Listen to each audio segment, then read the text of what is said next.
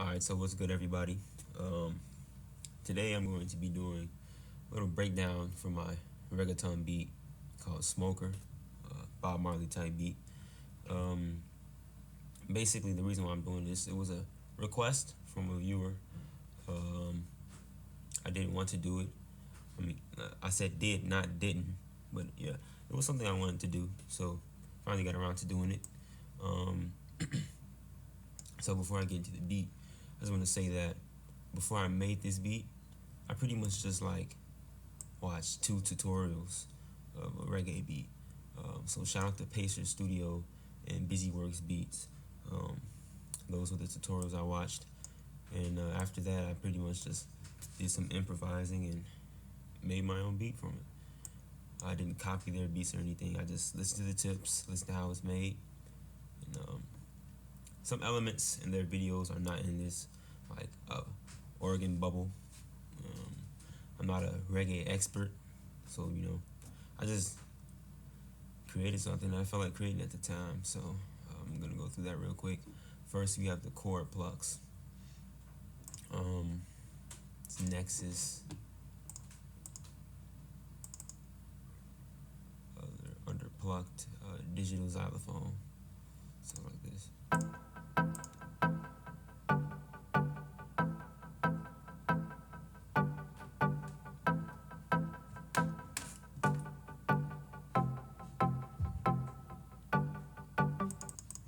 So when you hear it, it sounds like something from like a Fetty Wap beat. So your first impression might be, okay, it's gonna be a Fetty Wap type beat, but no, it's actually reggae.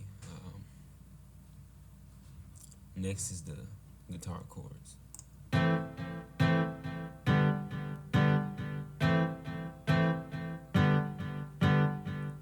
The guitar chords actually give the beat more of a reggae feeling. Um, Before we go any further, I want to say something that I learned from the Busyworks Beats tutorial is that reggae needs to sound natural. And how do you do that? One of the things you can do is you can set the grid snap to none, and each time you place a note, hold shift and arrow key left to right and scatter it to like the left or right just a tad bit. So it doesn't sound like you're playing every note at the same exact time. Things won't sound digital. Things will sound more analog and more natural, which is how reggae is supposed to sound. So if you look at the guitar chords, each chord is a little further away from each other, each note. So you see. So basically, when you're done playing it and when you're done programming it, what you want to do is go to none, select a note, move it up a little bit. And you gotta, if you have like OCD or any complexities, basically you just want to get rid of that when you're making reggae. You gotta realize that if you don't get rid of that, it's not gonna sound real. So next is the synth. I'm gonna play that real quick. Basically, what I did was I took my original bass notes and moved them up a couple octaves.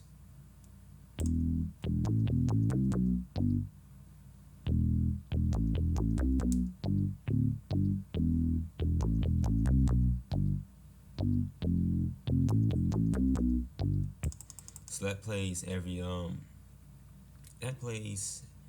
chorus before the bass drops. So you get a feeling what the bass sounds like, but it also gives you this, this reggae type, groovy type feel. Next is the bass, of course.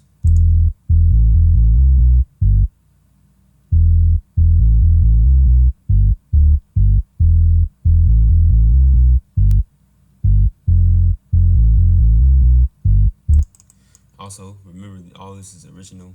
I just improvised some notes, and found out what worked. It was really a one-shot thing, really.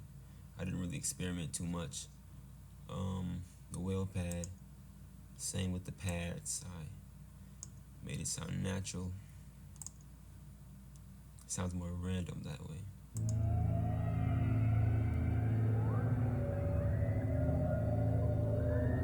pads and the arps give things a little bit more modern feel to it. Because I like to mix my own style with other genres. I don't like to just go deep in one genre. If I'm gonna do another genre, I'm gonna mix some GLOhan in it. If you get what I'm saying. So we had the well pad. Let me go back to that real quick.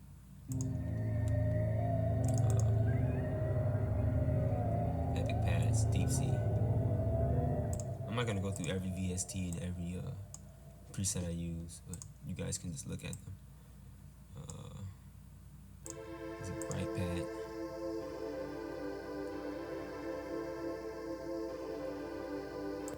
Piano art here.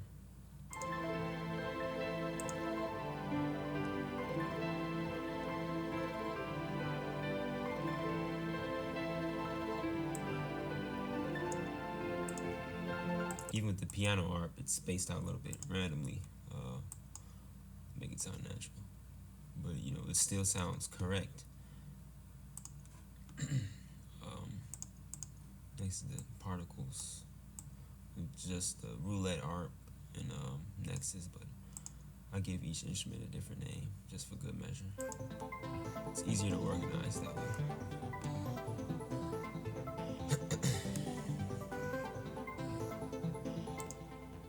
Intro perks.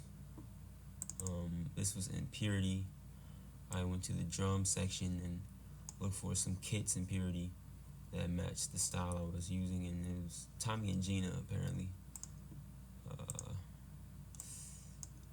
And I use that and that. So you go here. This is when the beat drops. It goes like this. So see, I didn't put a note right here. That might have been a mistake of mine, but you know, make it sound more natural, I just kept it like that. Move the notes a little bit spaced. See, this isn't even on the bar directly.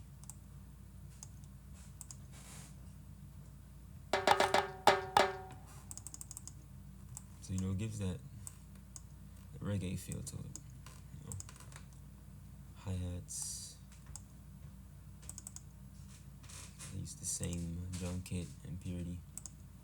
The hats.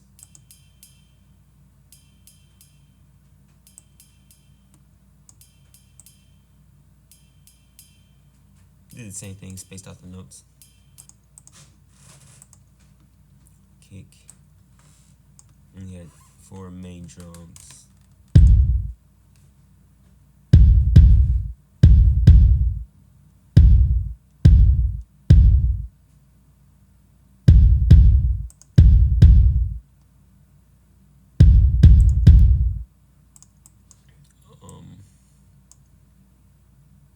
Snare. Even that is off a little bit. Not directly on the bottom. Snare 2. Just to overlap snare 1. Give it a little bit more kick. A tambourine.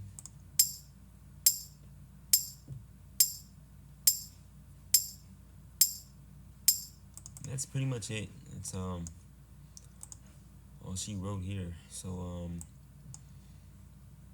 mixed it, of course, mixed everything, you know. For the master track, I did the usual EQing. I added a small layer of reverb, limiters, Maximus, sound goodizer for some mastering effects. You know, I'm just gonna play it without the mastering effects on it, just to play it from here to when the beat drops.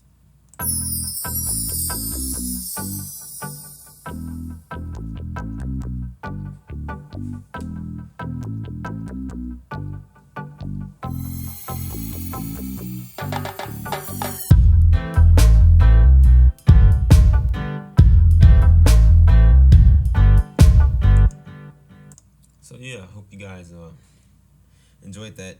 The full beat is on my channel, so I'm not gonna play it here. You guys can go to my channel, listen to that. The name of the beat is Smoker. It is a Bob Marley type beat.